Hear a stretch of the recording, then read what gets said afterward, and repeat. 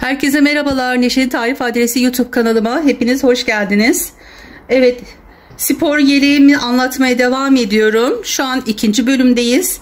Birinci bölümde sağ tarafının nasıl yapıldığını anlatmıştım. Şu şekilde göstereyim. Sağ tarafını başlangıcından bu kesimini anlattım arkadaşlar. Yaka kesimi ve koltuk altı kesimini sizinle paylaştım. Bu bölümde de hayırlısıyla sol tarafının nasıl yapıldığını sizinle paylaşıyorum. Evet. Bunun için ikinci ipimizi alıyoruz. Birinci yeleğimizde ben şişte bıraktım, koparmadım. Şu kadar bir ipim kaldı. Burada bıraktım. Evet, ipimizi koparmıyoruz. İkinci ipimizi alıyoruz. Her zamanki gibi şu orta kısmından çıkartıyoruz. Evet, 3,5 numara şiş kullanıyorum. İpimizi şöyle birazcık ayırıyoruz. Şu kadar bir ip yeterli olacaktır. Parmağıma şöyle doluyorum. Şu şekilde tutuyorum. Bismillahirrahmanirrahim diyerek ilmeklerimi almaya başlıyorum.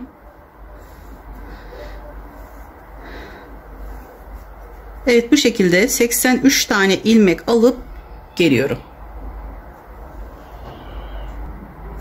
Evet, 83 ilmek aldım.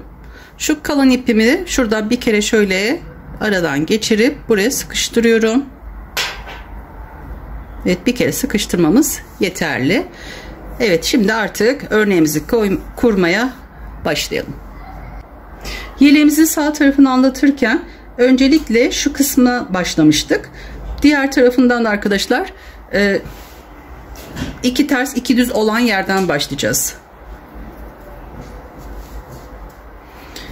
Evet, öncelikle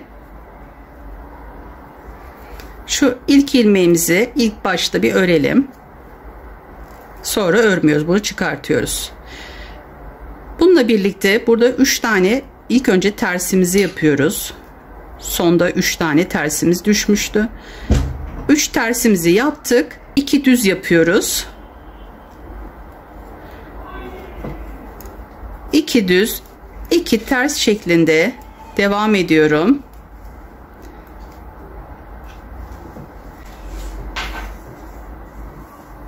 Evet, şu baştaki ilmekle birlikte 51 tane oldu arkadaşlar, saydım. 3 tane ters, ondan sonra 2 düz, 2 ters, 2 düz, 2 ters şeklinde ördüm. En sonda 2 ters olarak düşecek. Evet, bu şekilde. Şimdi tersten yaptığımız için terste arkadaşlar burgumuzun kenarında 2 düzümüz var. 2 düz örüyoruz. Burgumuzun yanındaki 2 düzümüzü örüyoruz. Tersten örneğimizi koyuyoruz. Sonra 8 tane burgumuz için 8 tane haroşa örüyoruz. 4 5 6 7 8. Evet, şöyle yapayım da krem olan yere denk gelsin, daha aydınlık olsun. Evet, 8 tane haroşamı ördüm. Şimdi düz düşmesi için haroşam burgumuzun kenarındaki 2 düzümüzü yapıyorum. Evet, bu kısımda şöyle tersten yaptığımız zaman alt kısmında haroşa olmuş. O zaman bu kısmının da aynı olması gerekiyor. Yine aynı şekilde buradakinin aynısını yapıyorum. Evet, kendime doğru çevirip tersten örüyorum. Evet, sonuncu ilmeğimi de öreceğim. Son ilmeğimi ördüm. Bu şekilde artık örneğimizi diğer tarafında kurmuş olduk. Ön tarafındayız. Evet, bu kısım burada kalıyor arkadaşlar. Şimdi bu kısımda altta düz, sonra da ters düşmesi için 2 sıra burada ters yapacağız. Öncelikle şöyle ilk ilmeğimizi çıkartıyoruz. Sonra kendime doğru çevirip bu şekilde 20 tane baştakiyle birlikte, şu an 3 oldu. Evet, şuraya kadar 20 tane ilmeğimizi tersten örüyoruz. Evet, videolarımı ayrıntılı bir şekilde anlatıyorum. İlerletmeyin. Hani boşluk bırakmadan arkadaşlar dikkatli bir şekilde dinlerseniz sizler de çok kolay bir şekilde yaparsınız bu yelek modelini. Bunları oynatma listesine de koyacağım. Oynatma listesi örgü bölümünden de ulaşabilirsiniz. Evet, 20 tane ilmeğimi ördüm arkadaşlar. Şimdi bu tarafta burgumuzun yanındaki diğer tarafta düz ördüğümüz yerleri ters olarak örüyoruz. Burgumuzun sağında ve solunda 2 ters olacak. Sonra burgumuz için buradan 8 tane ilmeğimizi düz olarak örüyoruz.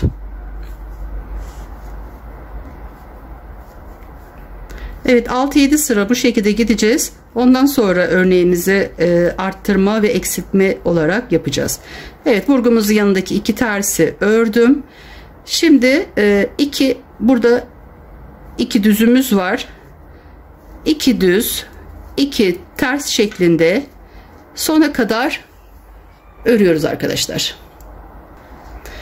Evet, en sonda 3 tane düzümüz var arkadaşlar. Bunları düz olarak örelim. Çünkü daha ikisini düz olarak ördüm. En son örgümü de bu şekilde tersten örelim ki düzgün olsun, kenarlarda sarkma olmasın. Evet, birkaç sıra bu şekilde gideceğiz. Ondan sonra arkadaşlar yapacağız kesimimizi. Evet, şimdi tersine çevirdim. İlk ilmeğimi çıkarttım. Sonra 2 tane haroşam var. 2 haroşayı örüyorum. Sonra 2 düz, 2 ters şeklinde. Bakın artık örneğimiz de burada belli zaten. Şuraya kadar burgumun yanındaki şu 2 düz, 2 ters örüp şuraya kadar geliyorum. Burgumun yanındaki 2 düzümü örüyorum. Sonra 8 tane burgum için haroşa örüyorum. Şu an 3. sırayı örüyoruz. Tersten örgümüzün tersini örüyoruz arkadaşlar. Sonra burgumuzun bu diğer tarafındaki 2 düzü ördüm. Sonra buraya bakıyoruz. 2 ters yaptık. Burada bir tane düzümüz var. O zaman bu sırayı da düz yapmamız gerekiyor. Son ilmeğimi de tersten bu şekilde yapıyorum. Evet, şimdi diğer tarafına geldik. Evet, şimdi diğer tarafında 2 ters olmuş. Şimdi bu sıramızda arkadaşlar ipimizi şöyle kendimize doğru çekip ilk ilmeğimizi çıkartıyoruz. Sonra bu şekilde düz örüyoruz. Öne doğru olmuş oluyor yani. Evet, burgumuz yanındaki 2 tersimiz var. Bunu ters olarak yapıyoruz. Bu kısımlara dikkat edelim. Evet, 20 ilmeğimizden sonra baştakiyle birlikte 20 taneyi örüyoruz. 2 haroşamızı yaptık. Sonra düzümüzü örüyoruz. Burgumuzun olduğu yer. Burası 1, 2, 3, 4, 5 tane oldu. Bir sıra daha arkadan gideceğim. Öne geldiğim zaman arkadaşlar burada burgumuzu ve modelimizin artık arttırma ve eksilme olan yerlerini sizinle paylaşacağım. Evet, bu kısmı bu şekilde arkadaşlar. Burgumuzun olan yeri yaptım. 2 haroşamızı yaptım. Şimdi 2 düz 2 ters şeklinde aynı şekilde örüyorum. Sonra dönüşte de 2 düz 2 ters şeklinde örüp buraya geliyorum. Evet, tersten burgumuzun olduğu yere geldim. 2 düzümüz var. 2 düzümüzü ördüm. Sonra yine şu an tersteyiz. Burgumuzu her zaman ön taraftan yapıyoruz. 8 tane haroşayı yapıyorum. Diğer tarafında 2 düzümüz var. Sonra arkadaşlar bakıyoruz. Burada sırada denk gelen haroşamız var. Kendime doğru çevirip sonuna kadar bu şekilde yapıyorum.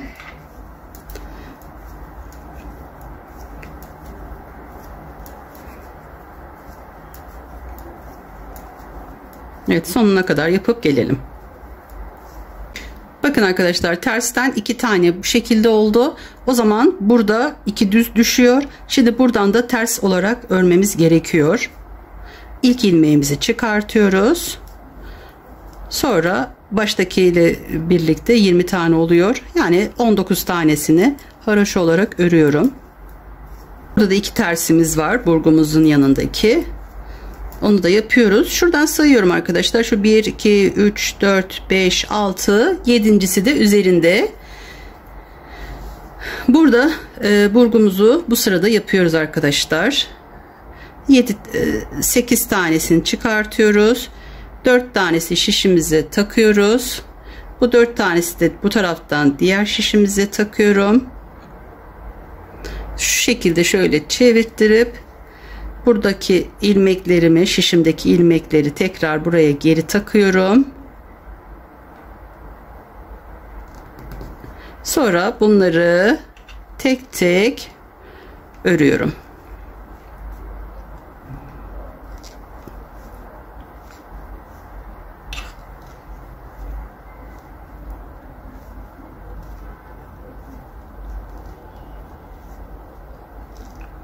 Sekiz taneyi ördüm.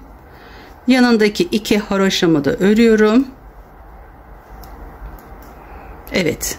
Şimdi burgumuzu yaptıktan sonra diğer tarafta ne yapmıştık arkadaşlar? Buradan gelmiştik. Şu kısımda bir tane, yani şurası arkadaşlar. Şurada arttırmamızı yapmıştık. Bunu şimdi yapacağız arkadaşlar. Diğer tarafında önce bu sırayı yapıyoruz. Sonra burgumuzu yapıyoruz. 2 tersimizi ördükten sonra bir tane şu şekilde ilmeğimi aldım. Şimdi bu 2 düzümü örüyorum. 2 ters 2 düz şuraya kadar yapıp geliyorum. Evet, sona kadar şöyle 4 tane ilmeğim kaldı arkadaşlar. Şimdi diğer tarafında ne yapıyorduk? Bu kısımda kesmemizi yapıyorduk önden. Evet, bu kısımda yine ön tarafındayız. Ama sadece yönü farklı. Burada bu şekilde buradan giderken yapıyorduk. Bunda da sonunda yapıyoruz arkadaşlar. 2 ters 2 düz yaparak şöyle sonunda 4 ilmeğim kaldı arkadaşlar. Bu yeleğimizin bu kısmı şu şekilde bakın olacak. Kenarları şöyle düzgün olması için. Yani bu ikisini alıp buradan ikisini bir de kesebilirsiniz. Açık renkte çok fark etmiyor ama biraz koyu renklerde fark ediyor arkadaşlar. Evet, burada 4 ilmeğimiz önce kalacak. Şu ikinci sıra, şuradaki ilmeğimi arkadaşlar, şu birinci ellemiyorum. İkinci ilmeğimi şuradan şöyle arasından ikisini bir geçirip diğer tarafından çıkartıyorum şekilde. Sonra bir tane düzüm var. Düzümü örüyorum. Sonra bir tane tersimi. Evet, şu kısım şöyle düzgün olsun diye bu şekilde yaptım.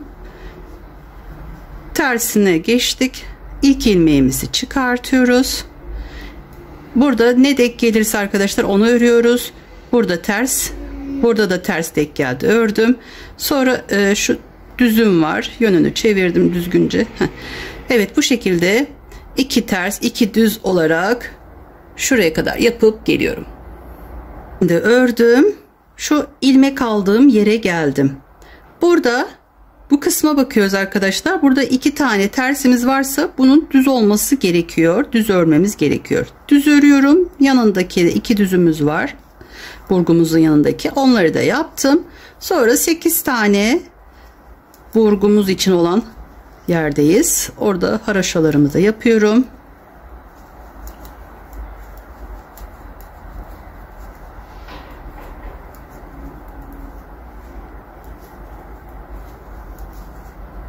İki tane düzümüz var. 2 düzümüzü örüyoruz. Sonra bakıyoruz buraya. Bir tane, bakın burada bir tane haroşamız olduğuna göre onu ikili olması için bu kısımdan düz örmemiz gerekiyor. Evet, bu kısmı düz örüyorum. Şöyle sona kadar geleyim. Evet, bu tarafta bakın 2 tersim oldu. Şimdi düz örmem lazım. İlk ilmeğimi çıkartıyorum. Sonra düz örüyorum. Evet, şuraya kadar 20 tanesi düz örüp geliyorum. Evet, burgumuzun yanında 2 tersimiz var. Burayı karıştırmayalım. Sonra 8 tane burgumun düzünü örüyorum.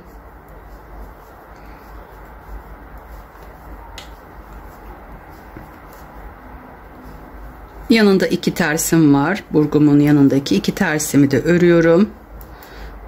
Şimdi bu 2 tersimizi yaptıktan sonra bir tane şöyle ilmek alıyoruz.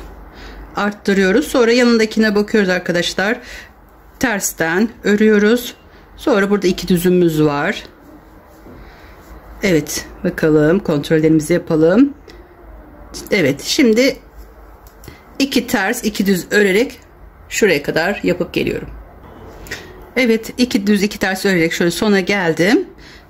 Önlerde ne yapıyorduk arkadaşlar? Burada arttırıyoruz. Buradan da bir tanesini kesiyoruz. Şöyle biraz gevşetiyorum ilmeklerimi. Şu kısımdan, yani 4 tane kalıyor arkadaşlar. Şu 3. ve 4. olan ilmeğimi bu şekilde bir tane olarak kesmiş oldum. Yanındakini düz örüyorum. Sonra en son ilmeğimi de tersten örüyorum. Bu sırada hep bu şekilde kesmeyi unutmayalım. Buradan arttırıyoruz, buradan kesiyoruz ve bu şekilde yeleğimiz bu şekli alıyor arkadaşlar. Evet, şimdi diğer tarafına geçtik. Sırada ne denk geliyorsa onu yapıyoruz. Burada bir tane bakın kendime doğru örmem lazım. Haroşa denk geliyor. Sonra tekrar haroşa. Bir tane daha var. Evet, bu şekilde örüyoruz. Sonra 2 düz 2 ters şeklinde şuraya kadar yapıp geliyorum. Evet, 2 düz 2 ters. Şu arttırdığım yere geldim arkadaşlar. Burada şunları hiç oynamıyoruz. Hep aynı şekilde kalacak burgumuzun yanındaki 2 düz. Burası 2 ters düştüğüne göre bunların 2 düz olması gerekiyor. Bu yanındaki de aynı şekilde 2 düz olarak örüyorum. Sonra yanındaki yine burgumuzun yanında 2 düzümüz var. Onları da örüyorum. Sonra diğer taraflar bu şekilde 8 tane burgumuz için haroşamızı örüyoruz.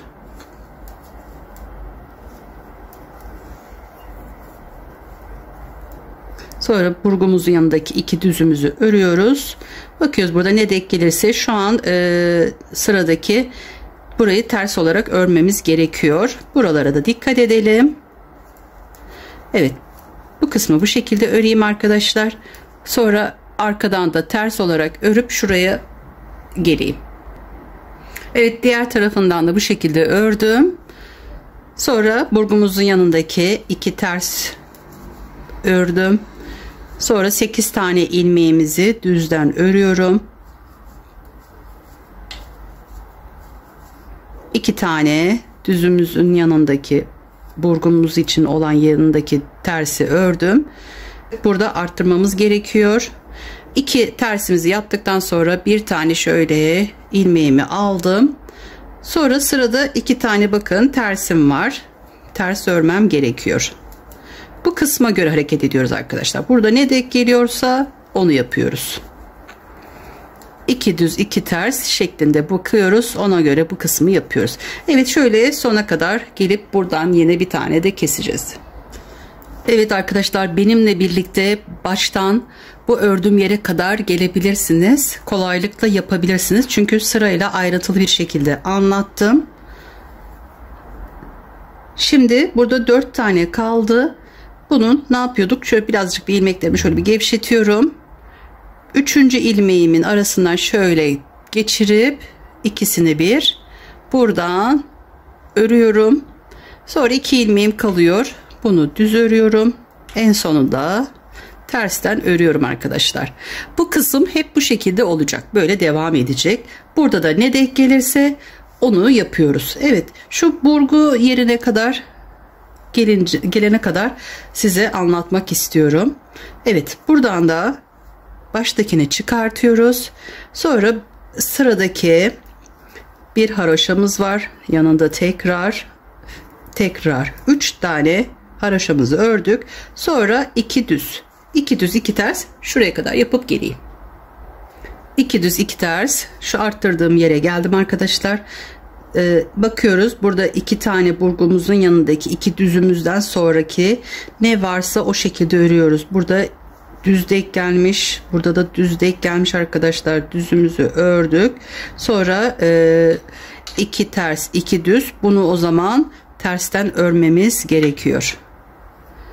Evet, tersten örüyoruz. Ördük, arttırdığımız ilmeği burada örüyoruz. Sonra yanındaki 2 düzümüz var. Evet, bu şekilde yapıyorduk. Sonra evet, 2 düzümüzü ördük, bir ters. burada örüyoruz arkadaşlar. Bütün örneklerimizi düzden yapıyoruz. Evet, burada burgumuz için 8 tane haroşamızı örüyoruz.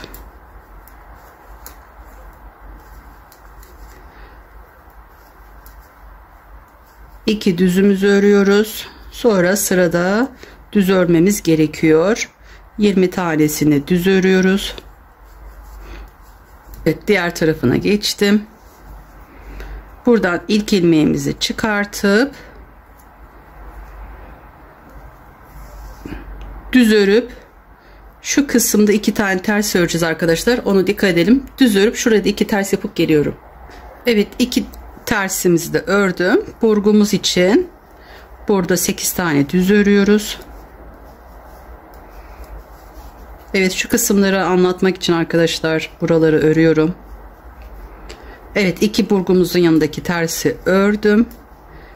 Şimdi burada bir tane arttırmamızı yapıyoruz. Sonra yanındaki arkadaşlar bakın şurası 2 ters denk geliyor. O zaman bunu düz örmemiz gerekiyor.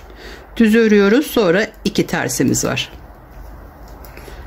Evet, söylemiş olduğum gibi burası 2 tersimiz hep devam edecek. Buradakilere göre şu kısımları ayarlıyoruz. Sonra 2 düz 2 ters şeklinde sona kadar gidiyoruz. Evet, son 4 ilmeğim kaldı arkadaşlar. Şöyle ilmeklerimi gevşetiyorum. Şu 1 2 3. ilmekte 4. ilmeğim ikisini bir alıp yön taraftan ikisini bir kesmiş oluyorum. Bir tane kalıyor. Yanındakini düz, ondan sonrasını ters örüyorum. Evet, bu kısımda hep bu şekilde yapacağız. Evet, bu kısımda da arkadaşlar ne denk gelirse onu yapıp şuraya geliyorum. Evet, burada 2 düz denk geldi. Sonra bakın şurada bir tane ters yapıyoruz. Sonra buranın tabii ki ters olması gerekiyor. Bu kısmı da ters bir şekilde örüyoruz. Sonra 2 düzümüz var. 8 tane burgumuz için olan yeri örelim tersten. Gayet ayrıntılı anlattığım için sizlere bile soru bırakmadığımı bile düşünüyorum arkadaşlar. O yüzden mi acaba yorumlarım az? Çünkü her şeyi anlatıyorum. Güzel yorum ve beğenilerinizle desteklerinizi bekliyorum arkadaşlar. Yapmış olduğum bu örneklerimi de sevdiklerinizle de paylaşabilirsiniz. Daha çok kişiye ulaşılırsa kanalımın büyümesi için bunu yapabilirsiniz. Hepinize şimdiden çok teşekkür ediyorum. Sonuna kadar şöyle 2 tersimi yapıp geliyorum. Bu kısımda da ters örüyorum şuraya kadar. Evet, haroşam burgumun yanındaki 2 tersi yapıyorum. 8 tane düz örüyorum.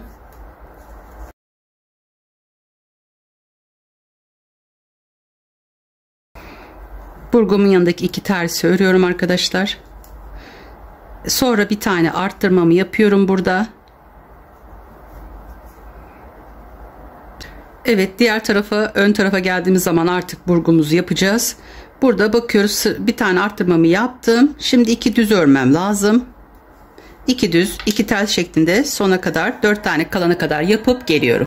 Aynı şekilde 4 ilmeğim sonunda kaldı. 2 ilmeğimi şöyle gevşetiyorum. 3. ile 4.'yü ters yön taraftan kestim. Yanındakini de düz olarak ördüm. Sonundakini de tersten çıkartıp geri dönüyorum. Evet, bu kısımda da ne denk gelirse o şekilde 2 ters denk geliyor, 2 ters yapıyorum. Sonra burada düzüm var, düzümü yapıyorum. 2 ters 2 düz şeklinde şuraya kadar yapıp geliyorum. Evet, 2 ters 2 düz ördüm arkadaşlar. Şurası 2 ters denk geliyor, ördüm. Burgumun yanındaki bu 2 düzden sonra bu kısma bakıyoruz. Burada 2 ters ördüğümüze göre bunu da düz örmemiz gerekiyor. Arttırmamızı diğer tarafta yapıyoruz. Yanında da 2 düzümüz var. 2 düzümüzü de örelim. Sonra 8 tane ters 2 düz. Sonra bu kısmı da düz örüyoruz. Tersi haroşa düşecek. Sonra düz olarak örüp şu kısma kadar gelelim. Burada artık burgumuzu yapacağız. Evet, dikkat etmemiz gereken yer arkadaşlar burası. 2 ters 2 düz 2 ters 2 düz şeklinde. Buralara dikkat ediyoruz. Ve şimdi burgumuzun sağında ve solunda 2 tersler var. Buradan 2 ters önden düşüyor. Diğer taraftan 2 ters olarak buradan 2 ters olarak düşüyor. Buradan yön olarak onlara dikkat ediyoruz. Şuradan sayıyorum ben şu uç kısımdan 1 2 3 4 5 6 7 8 9 10.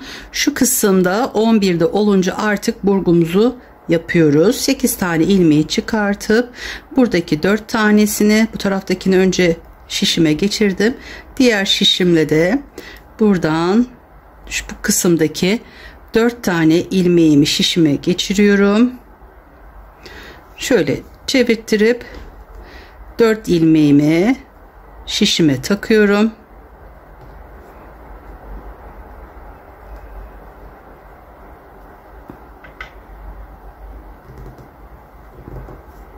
Evet, bunları da burada tek tek örüyorum.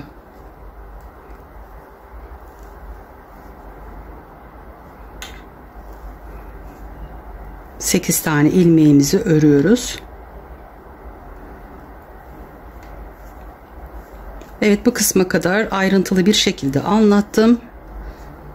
İnşallah sizlere de yardımcı olabildiğimi düşünüyorum. Çünkü bayağı bir ayrıntılı anlattım arkadaşlar. Sonra burgumuzun yanındaki 2 tersimizi yapıyoruz. Sonra bir tane bu kısımda arttırıyoruz. Bunu unutmayalım. Sonra bakıyoruz, burada 2 düzümüz var. Bunun da ters olması gerekiyor. Bunu da ters olarak yapıyoruz. Sonra 2 düzümüz denk geliyor. 2 düz 2 ters.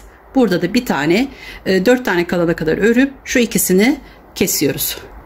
Evet, son 4 tane kaldı arkadaşlar. Şu ikisini gevşetiyorum. İkisini bir şişime tersten alıp yön taraftan kesmemi yaptım. Yanındakini de düz örüyorum. Evet, bu şekilde arkadaşlar, bu kısmında size ayrıntılı bir şekilde anlattım. Bakın, bu şekilde yukarıda kalıyor arkadaşlar. Sonra burada biraz böyle eğim oluşuyor. Evet, bu şekilde arkadaşlar örmeye devam ediyoruz. Şuradaki yapmış olduğunuz sayıya göre yapın arkadaşlar. Benim yapmış olduğum sayı şöyle 32 sıra, 32, 33'üncüyü de arkadaşlar 33'üncü de kestim.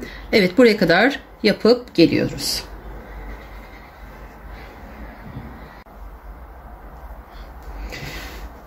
Evet arkadaşlar, kaldığımız yerden devam ediyorum. Ben şuraya kadar size anlatmıştım.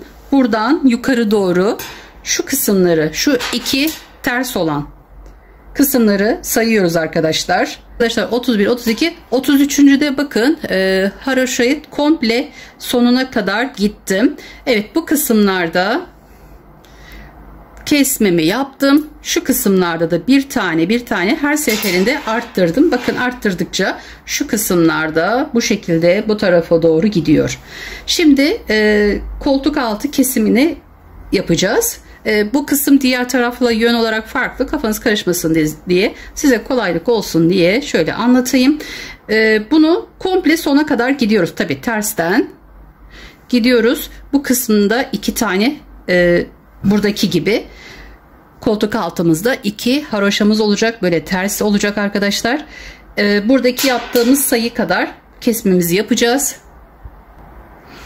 Evet, burada 8 tane kalacak. Şu kısmını 8 tane kalana kadar, şurada arkadaşlar, şurası, şu 2 burgumuzun yanındaki 2 tane tersi saymıyoruz. Şu kısımda 8 tane kalana kadar burada kasmamızı burada kesiyoruz arkadaşlar. Bu sefer bakın sona kadar gittim. Şöyle bir tanesini taktım şişime, sonra yanındakini de taktım. Diğer tarafını çevirip ikisini bir çıkartıyorum. Tekrar bu ilmeğimi şişime takıyorum. İkisini bir şişime geçirip şuradan diğer tarafa, ikisini bir buradan kesiyorum. Tekrar şişime takıyorum. İkisini bir kesip bunu tekrar buraya takıyorum. İkisini bir taktım, kestim, taktım. İkisini bir kestim. Tekrar şişime geçirdim. Bu ikisini aldım. Diğer taraftan kesiyorum. 8 tane kalana kadar bu işlemi yapıyoruz. Buradan takıyoruz. Evet, şu şekilde kesiyorum. Bunu tekrar şişime takıyorum. Toplamda 12 tanesini kesmiş oluyoruz. Şimdi evet, bu şekilde koltuk altı kesimimizi tamamladık. Buradan şu ilk ilmeğimizi çıkartıyoruz. Sonra yanında artık burasının düz olması gerekiyor. Düz örüyoruz arkadaşlar.